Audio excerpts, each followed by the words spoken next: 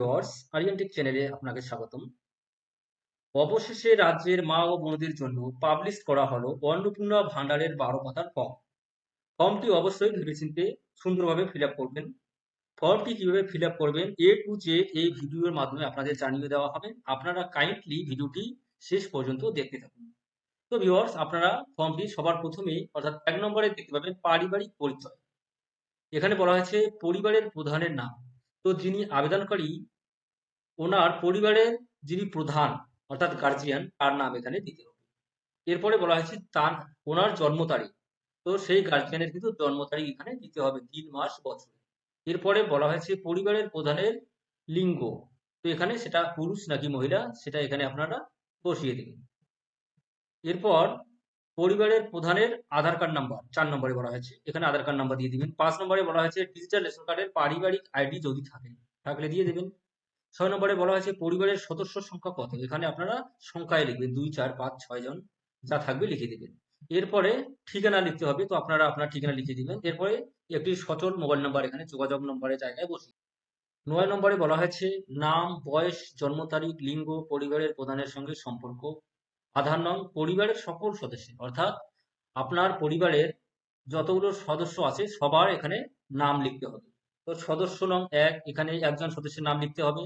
তারপর বয়স, জন্ম তারিখ, তারপর লিঙ্গ, পরিবারের প্রধানের সঙ্গে সম্পর্ক এবং আধার কার্ড দিতে হবে।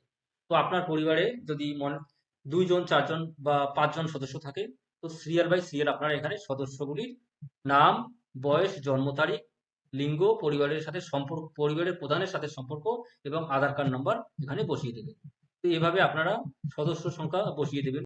এরপরে 10 নম্বরে আসলো পরিবারের প্রধান এবং পরিবারের সকল প্রাপ্তবয়স্ক সদস্যের ব্যাংক অ্যাকাউন্ট নগদ অর্থ স্থানান্তরের জন্য।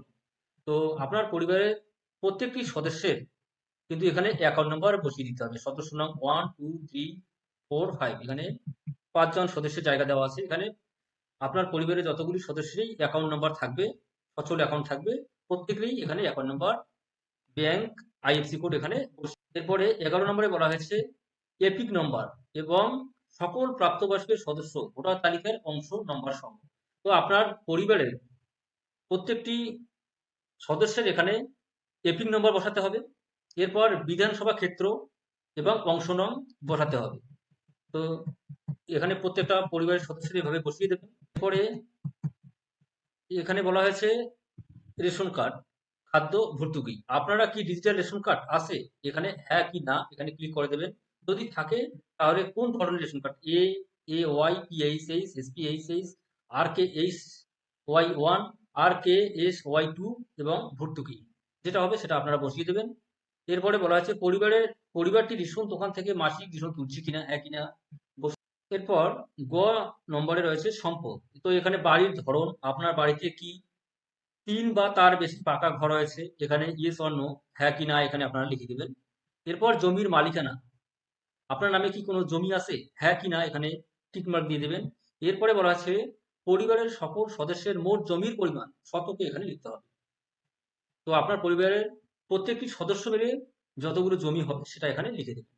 এরপরে বলা হয়েছে যানবাহন, আপনি পরিবারের কোনো সদস্য কি অবাণিজ্যিক মোটর চালিত 4 চাকার গাড়ি আছে, এখানে হ্যাঁ না লিখে দেবেন।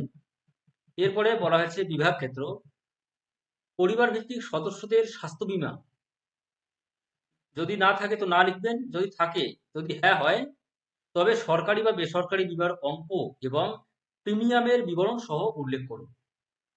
তো পরিবার ভিত্তিক যদি সদস্যদের আপনাদের স্বাস্থ্য বীমা থাকে তো সেই তথ্য এখানে লিখতে হবে। এরপরে খ নম্বরে রয়েছে আয় বা পেশা, কোন সদস্য কি আয় কর বা পেশাগত কর প্রদান করে, হ্যাঁ কি না এখানে টিক মার্ক দিবেন। এরপরে বলা হয়েছে পরিবারের সদস্যদের প্যান কার্ড যদি থাকে, তো এখানে পরিবারের প্রত্যেকটা সদস্যই যদি প্যান কার্ড থাকে তো প্রত্যেকটা সদস্যই এখানে আপনাদের লিখতে হবে। এখানে সিরিয়াল বাই সিরিয়াল লিখে দেবেন প্যান কার্ড নাম্বার। এরপরে রয়েছে কর্মসংস্থানের ধরন, আপনি কি কর্ম করেন, সরকারি ক্ষেত্রে নাকি বেসরকারি ক্ষেত্রে বেতনভুক্ত কর্মচারী, সংগঠিত ক্ষেত্রে স্বনিযুক্ত, উদ্যোক্তা, ব্যবসায়ী, মালিক ইত্যাদি, আংশিক সময়ের কর্মরত পার্ট টাইম, সংগঠিত ক্ষেত্রে স্বনিযুক্ত, কারিগরি, শিল্পী, কৃষক ইত্যাদি, গৃহিণী, বেকার, অন্যান্য এখানে বসিয়ে দিবেন আপনার যেটা পেশা। এরপরে বলা আছে পরিবারের শিক্ষিত প্রাপ্তবয়স্ক সদস্যদের সংখ্যা এবং পরিবারের অশিক্ষিত প্রাপ্তবয়স্ক সদস্যদের সংখ্যা এখানে আপনারা সংখ্যায় উল্লেখ করে দেবেন। এরপরে বলা হয়েছে কোনো সদস্য কি সরকারি কর্মচারী, রাজ্য, কেন্দ্রীয়, রাষ্ট্রীয় সংস্থা বা সংবিধান বিদ্ধ সহায়তাপ্রাপ্ত, এখানে হ্যাঁ এবং না এখানে উল্লেখ করে দেবেন। এরপরে বলা হচ্ছে কোনো সদস্য কি কোনো সাংবিধানিক পদ, মন্ত্রী, সাংসদ, বিধায়ক, পৌর স্থানীয় সংস্থা এবং পঞ্চায়েত সংস্থার প্রাক্তন বা বর্তমান ধারক, এখানে হ্যাঁ কি না এখানে। এরপরে 7 নম্বরে রয়েছে কোনো সদস্য কি সরকারি পেনশনভোগী, হ্যাঁ না এখানে উল্লেখ করবেন। কোনো সদস্য কি জিএসটির অধীনে নিবন্ধিত আছে, হ্যাঁ না উল্লেখ করবেন। এরপরে বলা হয়েছে পরিবারের মোট বার্ষিক আয়, এখানে পরিবারের মোট বার্ষিক আয় উল্লেখ করতে হবে।